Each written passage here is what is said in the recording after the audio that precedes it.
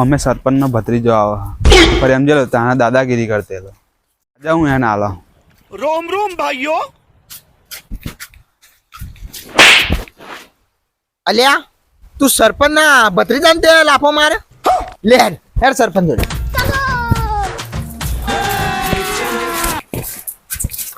લાફો માર્યો